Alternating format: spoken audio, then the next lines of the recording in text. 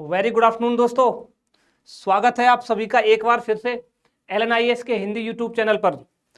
और दोस्तों, यूपीएससी मुख्य परीक्षा के लिए जो GS paper 4 ethics, integrity and aptitude, नीतिशास्त्र, सत्यनिष्ठा और अभिक्षमता की हमारी जो क्लासेज चल रही है दोस्तों, उसमें हम देखिए ये कवर कर चुके हैं।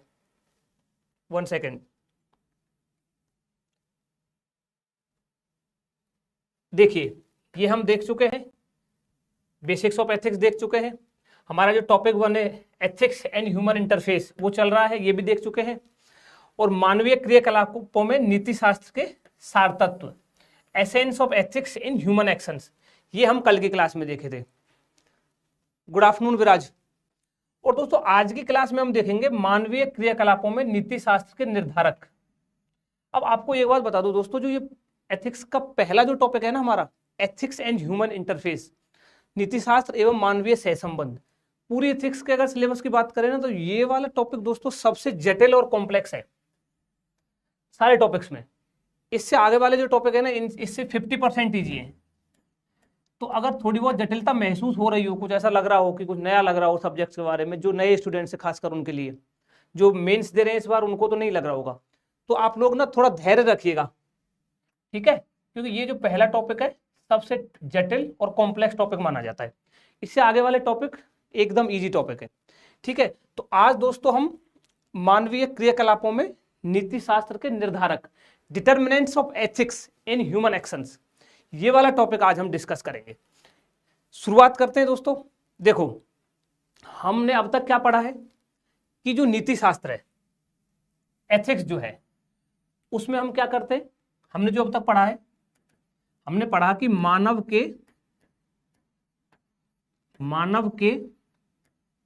कर्मों या आचरणों, ऐच्छिक कर्मों या क्रियाकलापों, इनका मूल्यांकन किया जाता है, ठीक है। एथिक्स की डेफिनेशन देखी थी और हमने जो इसका निकल के आया कि एथिक्स में हम क्या करते हैं, मानव के जो कर्म या क्रियाकलाप है उनका मूल्यांकन करते हैं। मूल्यांकन मीन्स दोस्तों, मूल्यांकन मीन्स हम क्या करते हैं एथिक्स में, कौन सा कर्म मानव का उचित है और कौन सा कर्म अनुचित है, what is wrong and what is right, what is doable and what is non doable, क्या करणीय है यानी क्या करना चाहिए और क्या नहीं करना चाहिए, ये हमने देखा था। अब आज क्या देखेंगे दोस्तों कि अब कौन सा कर्म उचित है ये कौन बताएगा, who will decide what is wrong और व्हाट इज राइट, क्या उचित है क्या अनुचित है, ये डिसाइड कौन करेगा, ये हमको बताएगा कौन कि ये जो कर्म है ये उचित है और ये कर्म अनुचित है। तो वही डिटर्मिनेंट्स है दोस्तों, वही है निर्धारक। यही हम आज हम डिस्कस करेंगे कि what is right, who will say what is right and who will say what is wrong, who will decide what is right और who will decide what is wrong, क्या उचित है क्या अनुचित है, ये डिसाइड कौन करेगा। तो ये हम आज डिस्कस करेंगे। गुड आफ्टरनून, ठीक है। तो अब ये कौन डिसाइड करेगा, देखिए इसको, देखिए दोस्तों, इसमें हम ये 4-5 हेडिंग्स में इस टॉपिक को देखेंगे। पहला देखिए, आपने देखा होगा अमूमन कि कई बार देखते हैं कि भाई ये सही है और ये गलत है, ये कौन डिसाइड करता है, हम देखते हैं कानून बताता है कई बार। तो अगर हम सोर्सेज की बात करें, स्रोत क्या है, तो अगर इनको दो भागों में हम देखें तो एक है आंतरिक स्रोत, दूसरा है बाह्य स्रोत। दोस्तों अगर बाह्य स्रोतों की बात करें तो इसमें आ जाता है कि हम कई बार देखते हैं कि कानून ये डिसाइड कर रहा है कि क्या कर्म उचित है क्या कर्म अनुचित है, यानी कि क्या करना चाहिए और क्या नहीं करना चाहिए, हमको कौन बताता है, कानून बताता है। तो दैट इज एक्सटर्नल सोर्स। दूसरा, कई बार आपने देखा होगा कि समाज ये निर्धारित करता है, सोसाइटी, परिवार भी ये निर्धारित करता है, समाज ये निर्धारित करता है कि भाई ये करना चाहिए और ये नहीं करना चाहिए। और अगर दूसरा देखते, तीसरा देखते हैं इसमें बाह्य जो स्रोत है इसके अंतर्गत, कई बार धर्म दोस्तों, रिलीजन, जो रिलीजन है, धर्म इक्वल टू यहाँ पर रिलीजन है, वो धर्म जो लास्ट से लास्ट क्लास में देखा था वो वाला धर्म नहीं है यहाँ पर, यहाँ रिलीजन। कई बार रिलीजन ये डिसाइड करता है कि व्हाट इज रॉन्ग और व्हाट इज राइट, ठीक है। अब आंतरिक स्रोत की अगर बात करें तो दोस्तों अवर कंसाइंस, हमारी अंतरात्मा, हमारी अंतरात्मा ये डिसाइड करती है कई बार कि क्या सही है और क्या गलत है, हमारी अंतरात्मा। तो ये तो हो गई दोस्तों स्रोत की बात। सोर्सेज के आधार पर हम देखेंगे कि भाई कानून, क्या कानून डिटर्मिनेंट्स है नीति शास्त्र का, क्या नैतिकता का निर्धारक है या नहीं है, या समाज है, क्या धर्म है, या अंतरात्मा है, ये हम देखेंगे स्रोत वाले, जो स्रोत जो है सोर्सेज वाले, इस वाले हेडिंग में। अब दोस्तों दूसरा है कि कई बार इनके साथ साथ आपने देखा होगा कि रिजल्ट डिसाइड करता है। कोई भी कर्म आप कर रहे हो ना, अगर उसका जो परिणाम है, रिजल्ट जो है वो डिसाइड करता है, रिजल्ट परिणाम डिसाइड करता है कि ये कर्म सही था और ये गलत था। आपने देखा होगा दोस्तों आजकल की सोसाइटी में तो यही हो रहा है, बिल्कुल रिजल्ट बेस्ड सोसाइटी हो चुकी है, परिणामोन्मुखी। यानी कि परिणाम अगर सही है आपके किसी कर्म का तो वो कर्म को उचित बोल देते हैं हम, और अगर उसका रिजल्ट ठीक नहीं आया है तो उसको अनुचित कर्म बोल देते हैं। बहुत कॉमन सा एग्जांपल है, आपने देखा होगा, आपकी खुद की लाइफ में भी कई बार इसीलिए हुआ होगा। अगर किसी एग्जाम में मान लीजिए आपको सफलता मिल जाती है और आपने थोड़ा बहुत मान लो अपनी मेहनत में या हार्डवर्क में कॉम्प्रोमाइज भी किया और वो सफलता आपको मिल गई है, तो समाज या जो भी है सब बोल देते हैं ये इसने सब कुछ अच्छे से सब ठीक किया होगा। दूसरी ओर अगर आपका रिजल्ट ठीक नहीं आया है तो सब बोलते हैं कि अनुचित कर्म किया होगा, यानी कि जो भी किया होगा वो ठीक नहीं किया होगा। तो रिजल्ट बेस्ड सोसाइटी तो है ही दोस्तों, रिजल्ट ही डिसाइड करता है परिणाम कि ये कर्म सही है और ये कर्म गलत है। दूसरा अगर देखते हैं दोस्तों तो कई बार आपने देखा होगा ना, कर्ता की भावना। कर्ता मीन्स दोस्तों जो यहाँ पर कर्म कर रहा है उसकी भावना क्या है। इसको आप ऐसे समझो कि फॉर एग्जाम्पल मान लीजिए कोई हॉस्पिटल में डॉक्टर्स की टीम है, ठीक है, डॉक्टर है, डॉक्टर लोग हैं। अब डॉक्टर क्या करता है दोस्तों, मान लो कोई पेशेंट है, बहुत ही क्रिटिकल कंडीशन में है, आईसीयू में एडमिट है, तो पूरी डॉक्टर्स टीम क्या करती है, उनकी भावना या उद्देश्य क्या है, भाई जो पेशेंट है क्रिटिकल कंडीशन में बस वो बच जाए, वो बच जाए। बट मान लीजिए 1% उसकी डेथ हो जाती है, तो उसका रिजल्ट तो क्या रहा, रिजल्ट जीरो। जो भी किया है उसका रिजल्ट तो जीरो है, नहीं बचा पाए डॉक्टर्स उसको। लेकिन जो डॉक्टर्स की जो भावना थी, डॉक्टर्स का जो उद्देश्य था वो गलत थोड़ा ना था। उनकी भावना या उद्देश्य तो ये था ना मरीज बचना चाहिए। तो कई बार कर्ता की भावना या फिर उसका जो उद्देश्य है वो भी डिसाइड करेगा। अब हम ये थोड़ा ना कहेंगे कि डॉक्टर ने उस पेशेंट को देखा था, उसकी डेथ हो गई तो डॉक्टर का जो काम था वो उचित नहीं था, अनुचित था, नहीं कहेंगे, क्योंकि यहाँ पर हम भावना देख रहे हैं, यहाँ पर रिजल्ट देख रहे हैं। Are you getting my point? Thank you. अब देखिए दोस्तों, कई बार कौन डिसाइड करेगा डिटर्मिनेंट्स को, एथिक्स का नीति शास्त्र का निर्धारक कौन डिसाइड करेगा? कई बार दोस्तों परिस्थिति डिसाइड करेगी, संदर्भ, किसी चीज का कॉन्टेक्स्ट डिसाइड करेगा। कई बार उसका समय या कालखंड जो है वो डिसाइड करेगा कि क्या सही है क्या गलत है। फॉर एग्जाम्पल आप मान लीजिए अगर आज से कुछ साल पहले की बातें करते हैं तो एक टाइम पे सती प्रथा जो हुआ करती थी उसको उचित माना जाता था, बट आज के टाइम पे बिल्कुल उचित नहीं माना जाता है। तो ये समय डिसाइड करता है। और परिस्थिति और कॉन्टेक्स्ट को आप ऐसे समझिए, मान लीजिए फॉर एग्जांपल मान लीजिए भारत पाकिस्तान के कोई वॉर चल रहा है या वॉर नहीं चल रहा है, तब भी मान लीजिए पाकिस्तान का कोई सैनिक या XYZ जो भी है भारत की सीमा में इंटर कर जाता है, ठीक है, और यहाँ उसको मान लो बंदी बना दिया या फिर हम लोगों ने, हमारी सेना ने उसको मार दिया, XYZ जो भी है, तो इसको हम क्या कहेंगे, घुसपैठ, या फिर हम इसको डिक्लेयर करेंगे कि आतंकवादी था। बट हो सकता है वो पाकिस्तान वालों के लिए शहीद हो, या फिर इसका उल्टा भी देख सकते हैं हम, हमारा कोई सैनिक के साथ या किसी व्यक्ति के साथ ऐसा हो जाता है तो हमारे लिए तो हीरो है ना, हम तो उसको शहीद का दर्जा देंगे ना, जो हमारे लिए तो सही किया उसने, उसका कर्म उचित है। बट हो सकता है पाकिस्तान के लिए वो कर्म अनुचित है, ऑब्वियसली अनुचित है उनके लिए। तो यानी कि कॉन्टेक्स्ट, परिस्थिति, समय, ये सब भी कई बार आपके कर्म को डिसाइड करेगा कि क्या सही है और क्या गलत है। और दूसरा इसमें एक लास्ट और देखते हैं दोस्तों, ये जो है लास्ट वाला साधन साध्य विवाद। देखो पहले तो साधन और साध्य, इसका अर्थ समझो। देखो साध्य, आपको इसकी एग्जाम की प्रिपरेशन से ही लो दोस्तों, जैसे आपका साध्य क्या है अभी एट प्रेजेंट, आपका क्या साध्य है? आपका साध्य है दोस्तों IAS बनना, राइट? IAS बनना चाहते हो। अब इसके साधन क्या यूज कर रहे हो आप? इसके साधन आप यूज कर रहे हो कि आप तैयारी कर रहे हो, प्रिपरेशन कर रहे हो, इस प्रिपरेशन की एक जर्नी है, ये आपका साधन है। IAS आपका साध्य है और जो आपकी तैयारी है वो आपका साधन है। उसके लिए आप कोचिंग ले रहे हो, यूट्यूब से पढ़ रहे हो, ये आपकी तैयारी है। अब इसमें दोस्तों थोड़ा मतभेद है। क्या मतभेद है? इसमें हम डिटेल में इसमें होगी क्लास, बट देखिए अभी के लिए इसमें दोस्तों गांधी जी जो है ना, गांधी जी और कार्ल मार्क्स, कार्ल मार्क्स को हम विश्व के टॉपिक नंबर 5 जो है विश्व के नैतिक विचारकों में या जो दार्शनिकों में हम पढ़ेंगे डिटेल में। दोस्तों गांधी और कार्ल मार्क्स का यहां पर विवाद है। पता है क्या विवाद है? गांधी जी कहते हैं कि, गांधी क्या कहते हैं, सेकेंड, गांधी जी कहते हैं दोस्तों कि जो साधन है, आपका जो साधन है प्लस आपका जो साध्य है, दोनों पवित्र होने चाहिए। गांधी जी कहते हैं दोनों ही सही होने चाहिए। यानी कि गांधी जी इसमें क्या कहना चाह रहे हैं कि आपको साधन भी उचित उपयोग करना है साधनों का भी, और आपको जो साध्य है वो भी उचित होना चाहिए। यानी कि आपको अनुचित रास्ता कोई भी नहीं अपनाना है। गांधी जी दोनों की पवित्रता पर बल देते हैं, साधन और साध्य। वही अगर हम बात करते हैं मार्क्स की, कार्ल मार्क्स, मार्क्स क्या कहते हैं दोस्तों?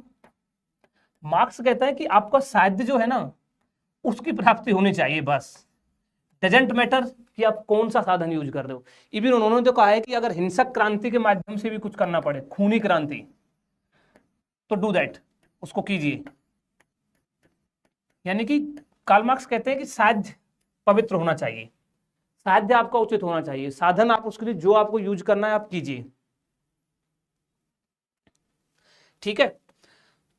और कार्ल मार्क्स कहते हैं कि गांधी जी कहते हैं कि साधन और साध्य दोनों पवित्र होने चाहिए, और कार्ल मार्क्स कहते हैं, आप लोग आपस में चैट मत कीजिए, डिस्ट्रैक्ट करते हो, क्लास को ध्यान से देखिए, ठीक है। गांधी जी कहते हैं कि साधन और साध्य दोनों पवित्र होना चाहिए, और कार्ल मार्क्स कहते हैं कि चाहे साधन कैसा भी हो बट साध्य आपका पवित्र हो, नहीं साध्य, हाँ साध्य आपका पवित्र होना चाहिए, चाहे साधन आप जो चाहे यूज कर सकते हो, ठीक है। तो दोस्तों ये हमने डिटर्मिनेंट्स ऑफ एथिक्स जो है इसके ब्रीफ में देखा है। अब इनको हम डिटेल में देखते हैं। तो सबसे पहले हम जो बाह्य कारक है ना, अभी देखें कि क्या कानून नैतिकता का निर्धारक है, क्या धर्म नैतिकता का निर्धारक है, क्या समाज नैतिकता का निर्धारक है, इनको हम एक एक करके देखते हैं। देखिए सबसे पहले देखेंगे दोस्तों कानून नैतिकता का निर्धारक है।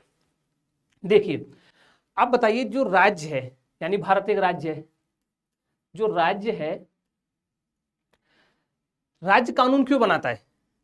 इसको हम ऐसे देखेंगे कि कुछ संदर्भों में तो कानून जो है ना वो नैतिकता का निर्धारक है, और कुछ संदर्भों में कानून जो है नैतिकता का निर्धारक नहीं है, यानी कि पक्ष में और विपक्ष में। और फिर एक देंगे निष्कर्ष। क्वेश्चंस का भी हमारा इस तरीके का यूपीएससी का ट्रेंड रहता है, और हम भी उसी तरीके से ये देखेंगे, ठीक है। अब देखिए, अब राज्य कानून क्यों बनाता है दोस्तों? राज्य में शांति व सुव्यवस्था बनी रहनी चाहिए, देश की स्वतंत्रता और अखंडता सुनिश्चित रहनी चाहिए, इसलिए राज्य कानून बनाता है। इट मीन्स हमको राज्य के कानूनों का पालन करना चाहिए, राज्य के कानूनों का पालन करना चाहिए। बट इसमें राज्य करता क्या है? देखिए इसमें राज्य करता क्या है, इसमें राज्य क्या करता है? राज्य क्या करता है? जो उचित कर्म है, उचित कर्म, और दूसरा है अनुचित कर्म, उचित कर्म और अनुचित कर्म। अब राज्य क्या करता है? उचित जो कर्म है, यानी कि ये करना चाहिए और ये नहीं करना चाहिए, इनके लिए क्या करता है? राज्य प्रशंसा और पुरस्कार, राज्य जो बोलता है कि ये काम करना चाहिए उसके लिए राज्य प्रशंसा करता है और पुरस्कार देता है। वही जो अनुचित कर्म है, यानी जो नहीं करने चाहिए, इनके लिए राज्य क्या करता है? यानी कि पुरस्कार और प्रशंसा के माध्यम से राज्य जो उचित कर्म है उनको प्रोत्साहित करता है, यानी उनको बढ़ावा देता है, ठीक है। राज्य प्रशंसा एवं पुरस्कार के माध्यम से उचित कर्मों को बढ़ावा देता है। दूसरा, राज्य दंड के भय, बोलते पेनल्टी लगा देंगे, दंड के भय से राज्य क्या करता है? जो अनुचित कर्म है उनको हतोत्साहित करता है। देखिए, दंड एवं निंदा के भय से अनुचित कर्मों को हतोत्साहित करता है तथा प्रशंसा और पुरस्कार के माध्यम से उचित कर्मों को प्रोत्साहित करता है। फॉर एग्जाम्पल इसको आप ऐसे समझिए, देखिए अभी कोरोना टाइम तो सबने देखा, हम सबने कोरोना काल में मान लीजिए जो कोरोना और जो अच्छा काम कर रहे थे कोरोना में, डॉक्टर्स हो गए जो भी सब है, तो उनके लिए राज्य ने अवार्ड दिया था, कोरोना वॉरियर, कोरोना योद्धा दिया ही था ना। तो उनको प्रशंसा पुरस्कार के माध्यम से क्या करना चाह रहा था राज्य, उचित कर्मों को प्रोत्साहित करना चाह रहा था, उनको बढ़ावा देना चाह रहा था। वहीं आपने देखा हो जो कोरोना के टाइम पे मान लीजिए मास्क लगा के नहीं घूम रहे थे, तो उनमें कई वीडियोज वायरल हुई थी, देखा होगा, ठीक ठाक डंडे पड़ रहे थे और पेनल्टी लग रही थी, हो रहा था ना ये। तो वहां राज्य क्या करना चाह रहा था, दंड और निंदा के माध्यम से अनुचित कर्मों को हतोत्साहित करना चाह रहा था, और यहाँ पर उचित कर्मों को प्रशंसा और पुरस्कार के माध्यम से प्रोत्साहित करना चाहता है। यानी कि राज्य कई बार, राज्य के जो कानून है कई बार तो उनका हमको पालन करना चाहिए। यानी कि कुछ संदर्भों में जो राज्य है वो नैतिकता का, राज्य के जो कानून है वो नैतिकता के निर्धारक है, बट कुछ ऐसी जगह है, कुछ ऐसे है, कुछ संदर्भों में जो कानून है वो नैतिकता का निर्धारक नहीं है। फॉर एग्जाम्पल, कहाँ नहीं है, देखिए कई बार आपने देखा होगा ना दोस्तों, राज्य के जो कानून है कई बार वो इतने इरेलीवेंट हो जाते हैं या फिर अप्रासंगिक हो जाते हैं, प्राचीन हो जाते हैं, है ना। तो वो कानून जो है वो नैतिकता के निर्धारक नहीं हो सकते। जैसे अभी हाल ही में अगर आप न्यूज़पेपर पढ़ते होंगे कुछ, तो विधि आयोग जो है हमारा लॉ कमीशन, विधि आयोग ने अभी कई सारे कानूनों को निरस्त करने का अनुशंसा की थी, और कई सारे कानून निरस्त किए भी हैं वर्तमान सरकार ने। तो अब उनको क्यों किया, क्योंकि दोस्तों कई कानून क्या थे, वो प्राचीन थे, अप्रासंगिक हो गए थे। तो ऐसे कानूनों को थोड़ा ना नैतिकता का निर्धारक मान लेंगे। दूसरा, और क्या चीज इसमें निकल कर आती है सामने, कानूनों का क्या है दोस्तों, हो सकता है कोई ऐसा कानून हो जो हमारे देश में कुछ कहता हो, किसी और देश में हो सकता है वो कानून कुछ और कहता हो उस चीज के बारे में। फॉर एग्जाम्पल आप इसमें देखिए, मृत्युदंड को ले लीजिए, डेथ पेनल्टी। अब डेथ पेनल्टी पर भारत में क्या है, भारत में rarest of rare case, rarest of rare case में मृत्युदंड जो है, डेथ पेनल्टी दी जा सकती है। रेयरेस्ट ऑफ रेयर केस में हम ऐसा कर सकते हैं, हमारे यहाँ का कानून ये कहता है। वहीं अगर दोस्तों आप देखोगे जो ये developed countries, Norway, like Norway में दोस्तों मृत्युदंड का प्रावधान ही नहीं है, वहाँ किसी भी हाल में मृत्युदंड नहीं दिया सकता। तो हम आगे की क्लासेज में देखेंगे डेथ पेनल्टी को, कि मृत्यु दंड दिया जाना चाहिए नहीं दिया जाना चाहिए, गांधी इस पर क्या कहते हैं, ये सब हम देखेंगे। बट यहाँ पर इतना समझिए कि अब मृत्युदंड में हमारे देश में अलग कानून है, नॉर्वे में अलग कानून है, तो फिर नैतिकता का निर्धारक कैसे मान ले इस कानून को। हमारे यहाँ ये कह रहा है कि रेयरेस्ट ऑफ रेयर केस में किसी व्यक्ति की जान ली जा सकती है, नॉर्वे कह रहा है कि नहीं, आप किसी को जीवन दे नहीं सकते, तो आप जीवन ले कैसे सकते हो। इट मीन्स कुछ संदर्भों में कानून नैतिकता का निर्धारक है, कुछ संदर्भों में कानून नैतिकता का निर्धारक नहीं है। एक और देखिए, मान लीजिए दोस्तों प्राकृतिक आपदा आ गई, ठीक है, प्राकृतिक आपदा आई है, और इसको ना एक एग्जाम्पल या केस स्टडी समझो। प्राकृतिक आपदा आई है किसी जिले में, ठीक है, डिजास्टर हो गया है, और आप उस जिले के डीएम लगे हुए हो, कलेक्टर साहब, और आपको पता होगा जो एनडीएमए है, national disaster management authority, NDMA, तो उसका डिस्ट्रिक्ट लेवल पे डीएम साहब देखते हैं, ठीक है। अब आपदा आई, और आपदा के समय बाढ़ आई, मान लीजिए बहुत जबरदस्त वाली बाढ़ आई, और जान माल की रक्षा करनी है आपको, तो आपको इमीडिएट मान लीजिए बहुत सारी नाव चाहिए या नाविक चाहिए ना, नाव वगैरह ये सब, उनको निकालना है लोगों को जो बाढ़ आई हुई है वहाँ।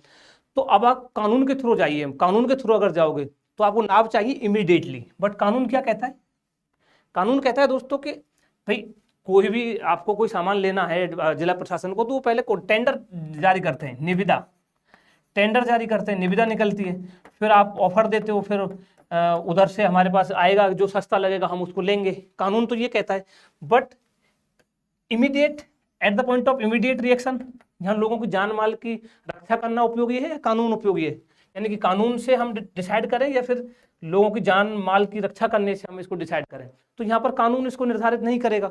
या हम सबसे पहला हमारा जो उद्देश्य होगा वो होगा सबसे पहले लोगों की जान माल की रक्षा की जाए, लोगों की जान बचाई जाए। तो हमारा कहने का ये है कि कुछ संदर्भों में कानून नैतिकता का निर्धारक है और कुछ संदर्भों में कानून नैतिकता का निर्धारक नहीं है। अब अगर हम बात करते हैं इस पर गांधी जी के मत का, देखिए दोस्तों गांधी के मत की अगर हम बात करें तो कि गांधी क्या कहते हैं इस पर, तो दोस्तों गांधी जी कहते हैं कि जो कानून है ना, जो लॉ है, वो व्यक्ति का जो स्वाभाविक नैतिक विकास, यानी कि व्यक्ति का जो नेचुरल जो मोरल डेवलपमेंट है, व्यक्ति का जो नेचुरल इथिकल डेवलपमेंट है, व्यक्ति जो खुद से नैतिक होना चाहता है, अपने अंदर से नैतिक होना चाहता है, वो जो विकास है ना, वो रुक जाता है, बाधक है कानून उसमें। गांधी जी का ये मानना है। कैसे मानना है? गांधी जी कहते हैं, कानून क्या कहता है दोस्तों? कानून कहता है गांधी जी के अनुसार कि कानून में करना पड़ेगा, you have to do this, करना पड़ेगा का भाव रहता है। कानून तो ये कहता है ना, ये करना पड़ेगा आपको, ये कीजिए आप, ये कानून कहता है। गांधी जी कहते हैं कानून में भाव रहता है करना पड़ेगा, जबकि नैतिकता क्या कहती है? नैतिकता तो हमने देखा था, ethics is a normative science, चाहिए नैतिकता में, जबकि नैतिकता कहती है कि चाहिए, कि हमको यह कार्य करना चाहिए, ये अंदर से आता है। और कानून कहता है कि आपको करना पड़ेगा। गांधी जी कहते हैं कानून में करना पड़ेगा का भाव होता है, वहीं नैतिकता का संबंध जो है वो करना चाहिए से। Are you getting my point कि गांधी जी क्या कह रहे हैं इस पर? तो गांधी जी का मानना है कि जो कानून है वो जो स्वाभाविक नैतिक विकास है उसमें बाधक है। इसको ना दोस्तों एक एग्जाम्पल से समझो। एक्चुअली कुछ साल पहली बात है, तो यूएसए में, यूएसए का एक स्टेट है, तो यूएसए के एक स्टेट में एक तूफान आया था दोस्तों, कैटरीना नाम का। कैटरीना नाम का एक तूफान आया था, चक्रवात तूफान ही था, ठीक है। कैटरीना नाम का एक तूफान आया था। तो वहां पे क्या हुआ था उस स्टेट में? अब यूएसए तो डेवलप कंट्री है दोस्तों, वहां पर तो लॉ एंड ऑर्डर सब मेंटेन था, लॉ एंड ऑर्डर मेंटेन था सब, सीसीटीवी हर जगह सीसीटीवी लगे हुए हैं। तो कोई भी उस राज्य में, यानी कि जो क्रिमिनल केसेज होते हैं, जो भी होते हैं, वो इतने सारे रजिस्टर्ड नहीं हो रहे थे। क्यों? क्योंकि वहां पे सब कुछ एकदम वेल मैनेज था, सीसीटीवी लगे हुए, कुछ भी आप गलत करोगे तो आपको तुरंत दंड दिया जाएगा और निंदा की जाएगी, यानी कि राज्य, ये सब पेनल्टी वगैरह सब लगी हुई थी। बट जब ये तूफान आया था वहां पर, तो क्या हुआ दोस्तों, वहां पर कुछ दिनों के लिए ये सारे सिस्टम एकदम से ध्वस्त हो गए, सीसीटीवी वगैरह सब, लाइट वाइट का सब एकदम ध्वस्त हो गया। तो उन 2-3 दिनों में दोस्तों वहां पर देखा गया कि सबसे ज्यादा चोरी, डकैती, रेप केसेज ये सब देखे गए, ये सब रजिस्टर्ड हुए वहां पर। तो अब इसमें देखो गांधी जी कितने प्रासंगिक है। अगर मान लीजिए वो लोग जो यूएसए की, जिस स्टेट की हम बात कर रहे हैं, अगर वो अंदर से नैतिक होते, उनको कानून से करना पड़ेगा का भाव नहीं दिया गया होता कि आपको ये करना पड़ेगा, तो क्या 2 दिन जब ये सारी व्यवस्था ध्वस्त हो गई तो ये सब कार्य करते? वो नहीं करते। उनको वो क्यों कर रहे थे? ये सब करना पड़ेगा का भाव था, सब जगह सीसीटीवी लगी हुई थी, उनको डर था, सिर्फ भय था, अंदर से वो नैतिक नहीं थे। Are you getting my point? वो अंदर से नैतिक नहीं थे। तो गांधी जी यही कह रहे हैं कि व्यक्ति, कानून जो है ना, व्यक्ति के स्वाभाविक नैतिक विकास को रोक देता है। व्यक्ति का नेचुरली उसको मोरली ठीक होने दीजिए, नेचुरली उसका जो नैतिक विकास है वो होने दीजिए। गांधी जी इस पर ये कहते हैं, ठीक है। अब अगला दोस्तों इसमें देखिए, देखो कानून और नैतिकता। अब कानून और नैतिकता में क्या है, क्या कोरिलेशन है, फिर निष्कर्ष की बात करेंगे। तो देखो दोस्तों, कानून और नैतिकता में देखो कुछ कार्य ऐसे हो सकते हैं जो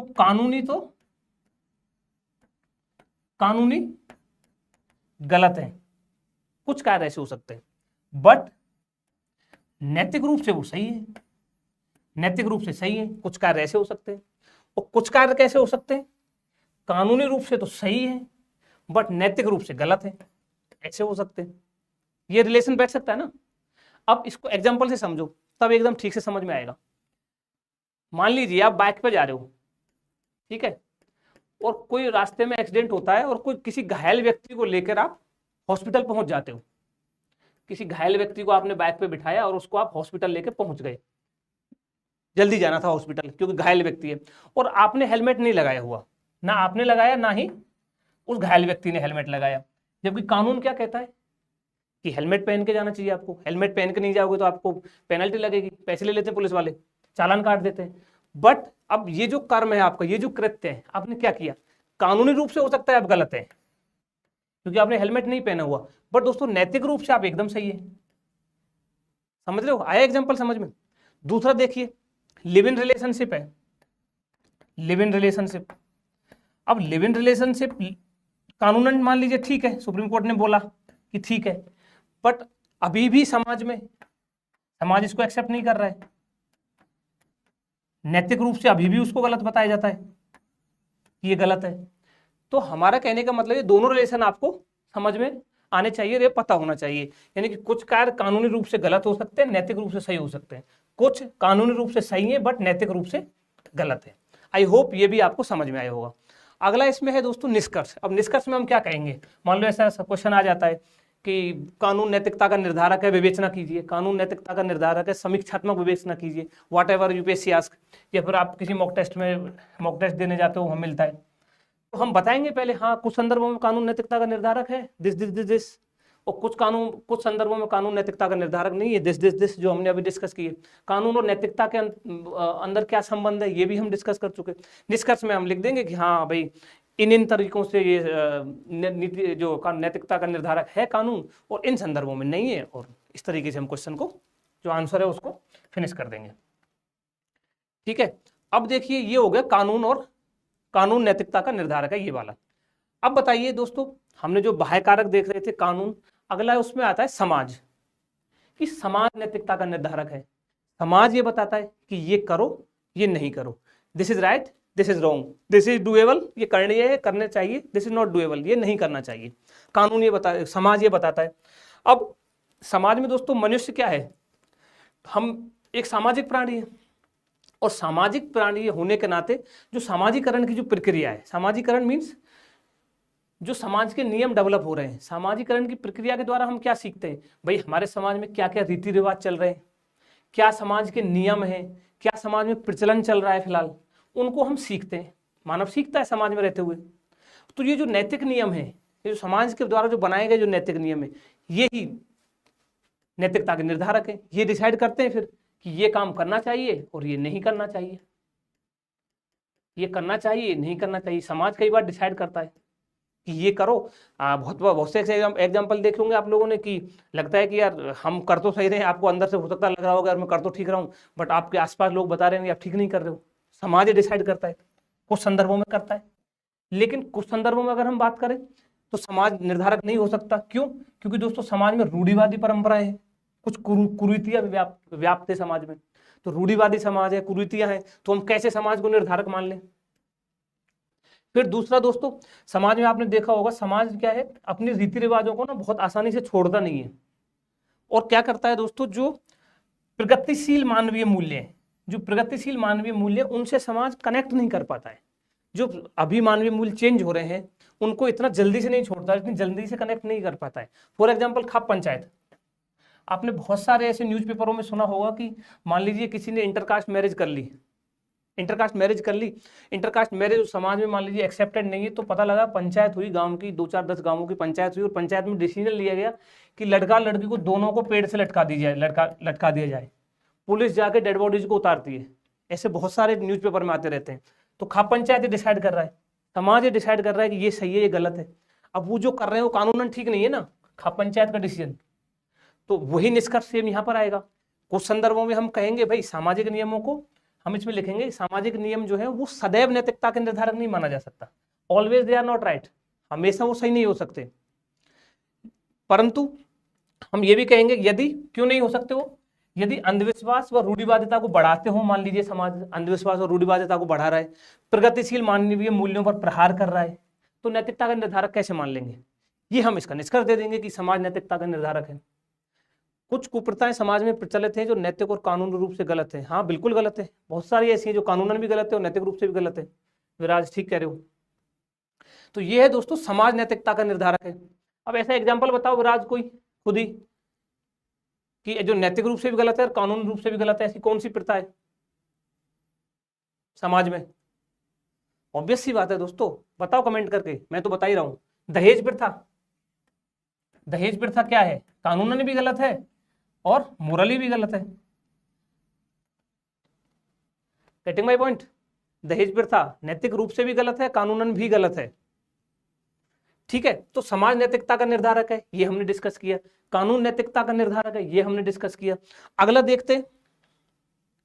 अब बताइए दोस्तों, कई बार धर्म, यहां पर धर्म को ना एज ए रिलीजन लेना, एज ए रिलीजन, यहाँ वो वाला धर्म धर्म नहीं है, वो DHAR में धर्म, दैट मीन्स नैतिकता एंड सदाचार, वो नहीं है यहाँ पर। यहाँ पर धर्म रिलीजन, यानी कि हिंदू मुस्लिम सिख ईसाई जो भी धर्म है उन धर्मों की बात हो रही है कि धर्म नैतिकता का निर्धारक है। हाँ, कई बार आपने देखा होगा कि देखो धर्म ग्रंथ हमारे डिसाइड करते हैं कि ये कर्म सही है, ये गलत है। फॉर एग्जाम्पल कुरान कुछ कहता है, बाइबल कुछ कहता है, ठीक है, गीता कुछ कहती है, हम अगर इनको धार्मिक पुराणों में काउंट करें तो। कई बार धर्म जो पुजारी हैं, धर्म के जो ठेकेदार हैं, फॉर एग्जाम्पल पुजारी, मुल्ला, मौलवी और पादरी, ये डिसाइड करते हैं कि ये सही है, ये गलत है, करते हैं ना कई बार डिसाइड। तो अब कुछ संदर्भों में वही, कुछ संदर्भों में धर्म नैतिकता का निर्धारक हो सकता है, कुछ संदर्भों में धर्म नैतिकता का निर्धारक नहीं हो सकता है, और लास्ट में निष्कर्ष। अब धर्म ही नैतिकता को क्या करता है दोस्तों, उचित मार्ग दिखाकर पथभ्रष्ट होने से बचाता है। कैसे बचाता है? हमने देखा होगा अमूमन सब में, इसमें धर्म क्या करता है, प्राय धर्म जो उचित कर्म है दोस्तों, तो स्वर्ग का लोभ देकर उचित कर्मों को प्रोत्साहित करता है कि आप उचित कर्म करोगे, सही काम करोगे तो आपको स्वर्ग मिलेगा, और अगर आप अनुचित काम करोगे तो आपको नरक में जाना पड़ेगा। ये धर्म ऐसे कुछ प्रावधान करता है, और लगभग सारे धर्मों में ये प्रावधान किए गए हैं। हिंदू धर्म में नरक और स्वर्ग का प्रावधान है, मुस्लिम धर्म में जन्नत और जहन्नुम का प्रावधान है, ईसाई लोग हेल और हेवन का प्रावधान है। लगभग सभी धर्मों ने प्रावधान किए हुए हैं। यानी कि स्वर्ग और नरक के भय से वो अच्छे कर्मों को प्रोत्साहित करते हैं कि आप अच्छे कर्म करोगे स्वर्ग में जाओगे, बुरे कर्म करोगे तो नरक में जाओगे। यानी कि धर्म नैतिकता को पथभ्रष्ट होने से बचा रहा है कहीं ना कहीं। इन संदर्भों में धर्म नैतिकता का निर्धारक हो सकता है। बट कुछ अगर संदर्भों में हम बात करें तो धर्म क्या करता है, धर्म दोस्तों मनुष्य को परलोकमुखी बनाता है। परलोकमुखी मीन्स दूसरे लोक की कल्पना दिखाता है कि वहां जाएंगे तो दूध और शहद की नदियां बह रही होंगी, बेहतर हूरें मिलेंगी, और ये मिलेगा और वो मिलेगा। ये सब परलोकमुखी बनाता है, भाग्यवादी बनाता है। देखो इसका बहुत ही अच्छा एग्जांपल दोस्तों, अभी शायद 2-3 साल पहली बात है, दिल्ली में एक इंसिडेंट हुआ था। कितने लोग थे, शायद 11-12 लोगों ने शायद दिल्ली में एक साथ सुसाइड कर लिया था। क्यों? उनकी क्या धारणा थी, न्यूज़पेपर में जो आया था कि कुछ पर्टिकुलर समय के लिए, मान लीजिए फॉर एग्जाम्पल 2 बजे स्वर्ग का गेट खुलेगा, और जैसे ही हम यहाँ पर सुसाइड करेंगे डायरेक्ट एंट्री मिल जाएगी हमको, डायरेक्ट एंटर कर जाएंगे हम स्वर्ग में। ऐसी उनकी धारणा थी। एक बार युगांडा में भी आई थिंक एक केस हुआ था जिसको हेवंस गेट कांड कहते हैं। हेवंस गेट कांड युगांडा में हुआ था। वहां आई थिंक 400 से 500 लोगों ने एक साथ सुसाइड किया था कि एक साथ एंट्री खुलेगी, स्वर्ग का गेट खुलेगा और हम एंटर कर जाएंगे, चाहे धरती पर कुछ भी किया हो। तो धर्म क्या करता है, अंधविश्वास और ये सब बढ़ाता है। फिर हम इसमें कार्ल मार्क्स का भी उल्लेख कर देंगे कि कार्ल मार्क्स के अनुसार धर्म क्या है। कार्ल मार्क्स ने बोला था कि धर्म अफीम है, ओपियम है। रिलीजन इज लाइक ओपियम, अफीम। अफीम की संज्ञा दी थी कार्ल मार्क्स ने धर्म को। उन्होंने ऐसा क्यों कहा था दोस्तों? उनका कहने का मतलब था कि अफीम लेने के बाद क्या होता है, अफीम लेने के बाद व्यक्ति चाहे नाली में पड़ा है या कहीं भी पड़ा है, चिल, उसको लगता है सब कुछ ठीक है, कोई दिक्कत वाली बात नहीं है। धर्म भी सेम यही करता है एज पर कार्ल मार्क्स। उनका कहना था कि अगर कोई व्यक्ति गरीब है तो उसको बताया हुआ है धर्म ने कि ये तुम्हारे पुराने कर्मों का फल है, तो वो संतुष्ट है उसमें। इस संदर्भ में कार्ल मार्क्स बात करते थे। तो हम बता देंगे इन संदर्भों में धर्म नैतिकता का निर्धारक नहीं है, इन संदर्भों में धर्म नैतिकता का निर्धारक है। विराज क्या कह रहे हैं, कॉन्स्टिट्यूशन भी समानता की बात करता है, फिर समाज में पर्सनल लॉज चलते हैं, मोरालिटी और लॉ के अकॉर्डिंग गलत है। 5 लोगों ने साथ की थी, अभी तक एक केस और हुआ दिल्ली। हाँ वही बात कर रहे हैं हम, ऐसे बहुत सारे केस आते रहते हैं। अब निष्कर्ष में हम बोल देंगे दोस्तों कि धर्म कई मायनों में नैतिकता का निर्धारक तो है, बिल्कुल ये वाले जो देखे हमने, परंतु जहां धर्म मानवीय मूल्यों पर प्रहार करता हो, वैमनस्यता कट्टरता को बढ़ावा देता हो, अंधविश्वासों को बढ़ावा देता हो, तो वहां पर हम धर्म को नैतिकता का निर्धारक नहीं मान सकते। That is the point. ठीक है।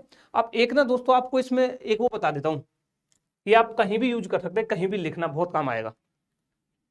इससे रिलेटेड है, देखो धर्म जो है ना दोस्तों, धर्म इज इक्वल टू रिलीजन।